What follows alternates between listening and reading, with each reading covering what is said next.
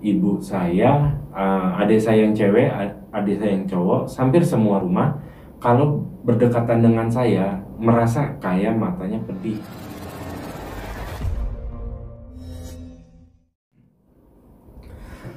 Halo, assalamualaikum warahmatullahi wabarakatuh. Kembali lagi bersama saya. Nah, buat teman-teman, saya ucapin terima kasih banyak yang selalu absen pertama, yang selalu hadir ketika saya baru upload dan komen, yang support saya terus. Saya ucapkan terima kasih banyak. Mudah-mudahan kalian sehat selalu, sejahtera selalu ya semuanya. Nah, nggak bosan-bosan ya, saya dari permintaan teman-teman ada yang masuk requestan tuh nanya, dan beberapa teman saya nanya, pernah nggak sih ngalamin kejadian pelet atau hipnotis atau gendam? Nah, jadi tuh buat teman-teman yang belum like dan subscribe, bantu like dan subscribe video saya ya. Dan jangan lupa komentar, kasih masukan atau ada permintaan apapun silahkan komentar. Kita lanjut aja cerita ya. Kalau pengalaman pribadi saya mengenai pelet dan gendam, kalau saya pribadi sih pernah ngalamin. Ini kisah nyata saya, berawal ketika saya ini gabut atau bisa dibilang lagi galau berat ya, karena bucin pada pas zaman kuliah dulu. Jadi itu ketika saya gabut benar-benar lagi patah hati hati banget ya. Saya dapat kenalan di Facebook, lagi-lagi sosmed gitu loh. Dan saya kenal cewek cantik, tapi kalau nama saya nggak mau nyebutin, takutnya dia nanti jadi orang yang dikucilkan, atau saya nggak mau ya. Tapi ini jujur, cerita saya abadi, alami, dan kisah nyata saya. Jadi tuh saya kenalan di Facebook, chattingan, dan tidak lama saya ketemuan. Pada waktu itu saya ketemuannya nggak di mana-mana, tapi langsung di rumahnya. Nah, ketika saya di rumahnya, saya ngobrol sama orang tuanya, sama dia ya. Jadi di rumah itu cuma ada ibunya sama dia. Ngobrol-ngobrol dan pulang. Mungkin saya 3 kali ke sana dilihat orang kaya, karena mungkin kendaraan saya gonta-ganti gitu ya, motor. Jadi hal yang saya alamin pertama itu tentang pelet. Sebenarnya sih saya nggak percaya gitu pelet, orang kayak saya di pelet buat apaan gitu. Jadi tuh siang hari kan dia minta ajarin edit video komputer atau yang berbau-bau broadcasting ya, karena saya kenalan itu masih SMA, baru lulus SMA. Nah, jadi ke siang hari jam 2 siang saya ingat banget, saya kesana siang-siang.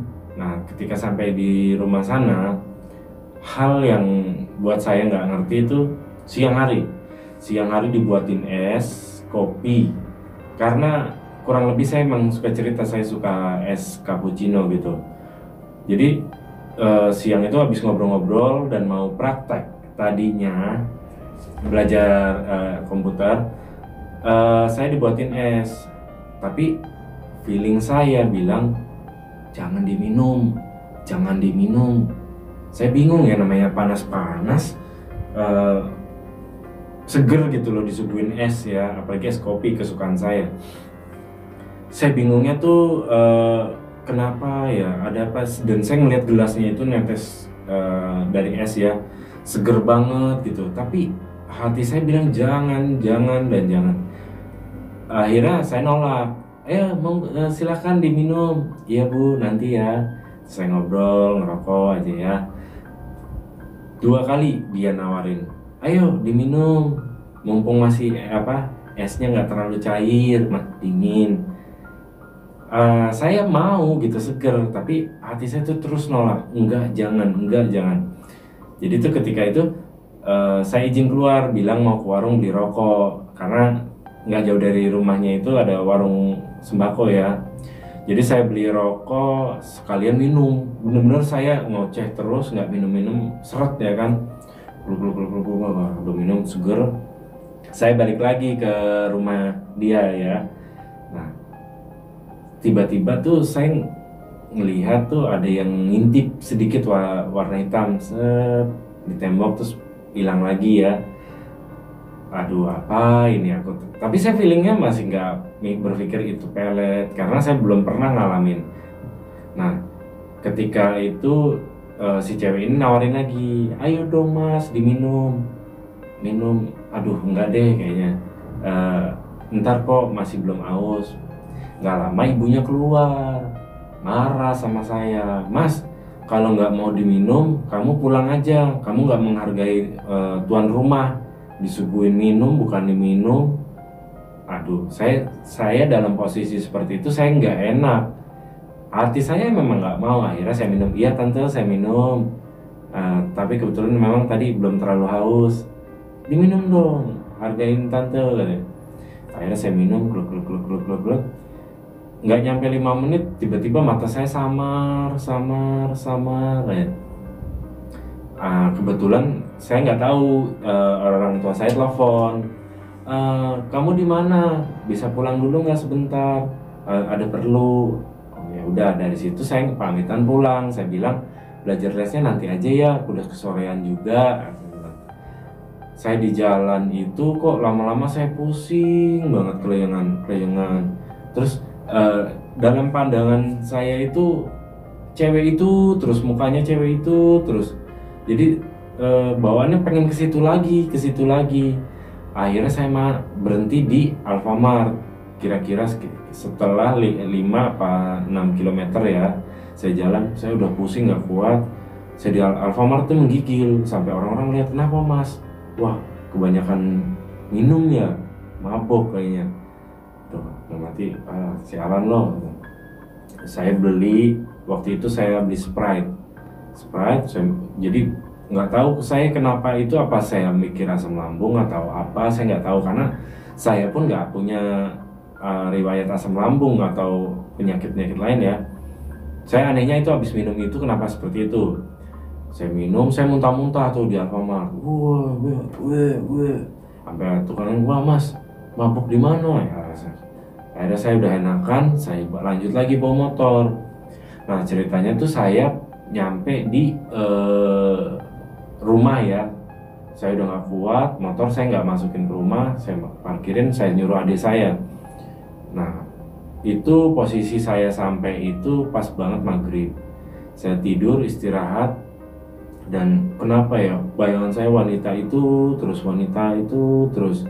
Saya nggak bisa enggak gitu loh, pusing kepala saya benar-benar nggak bisa konsentrasi.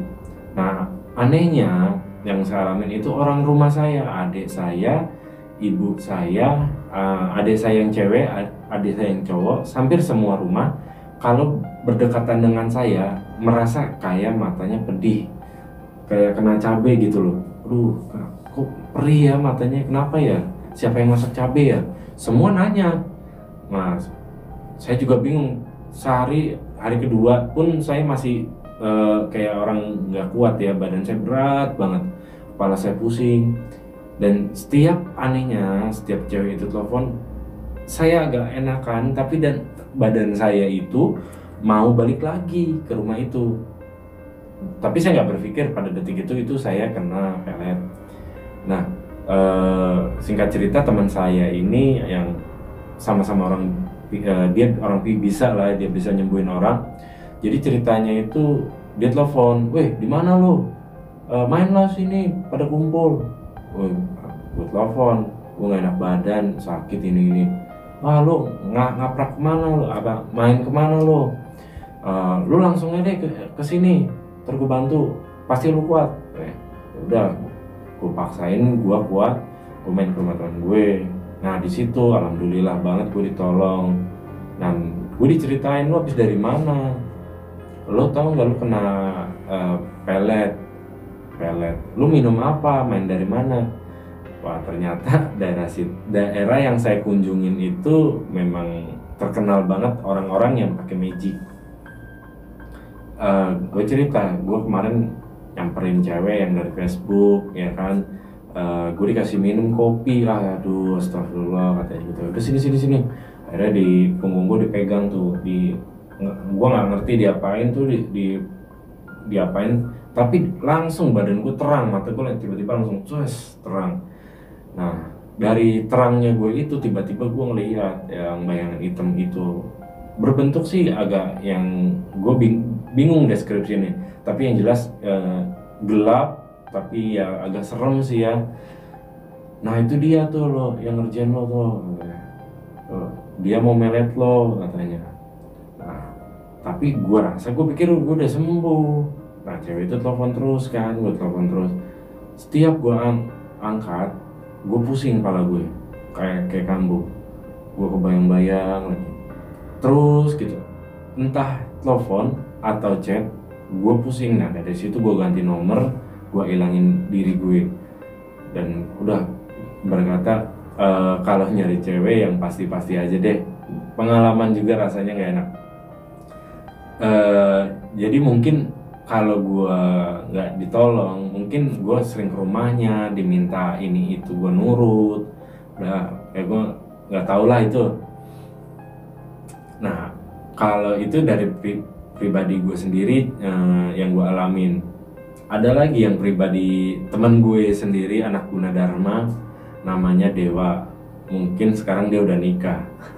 Tapi gue tetap berbagi cerita ya. Jadi dulu bahan ledekan sih jadinya. Jadi singkat cerita ya sama, dan tanpa diskenario, satu daerah itu dia kenal juga dari sosmed. Dia main lah. Gue bingung, biasanya tuh nongkrong bawa rokok lengkap lah gitulah. Kok tiba-tiba beberapa minggu ini kayak orang hemat, ya kan? Gue hemat. Pada minggu pertemuan kedua kalinya sama dia, gue ngeliat hal yang sama gitu, kayak bayangan hitam, bentuknya nggak jelas, apa samar, tapi di belakang gitu loh, di belakangnya dia nempel aja. Tapi ketika gue lihat ini dia pergi gitu, seolah-olah balik lagi nanti pas si Dewa ini pulang. Gue nanya, lu dari mana Wak? Gue habis dari rumah itu cem-ceman, serius lo, gue bilang. Lo ada yang ngerasain nggak? Enggak, biasa aja sih, cuman kalau gue malam tuh seneng aja rasanya, kayak gue kebayang dia terus. Dan gue bilang, lo udah ngasih apa aja? Ngasih, gue udah beliin barang banyak sih, tapi gue seneng ya. Kayak di luar logika itu, dia tuh merasa senang tanpa dia sadarin kalau dia itu udah kayak diporotin. Yang gue kagetnya, dia ini orangnya agak keren gitu ya, stylish, guru taekwondo, ngajar juga ya, mungkin jadi menarik. Yang dia deketin ini mukanya ya maaf nggak begitu cantik, nggak begitu seksi, tapi kok mau, karena gue ngertinya gini, gue punya temen dan gue tau lah seleranya. Gue dapetnya kayak gini.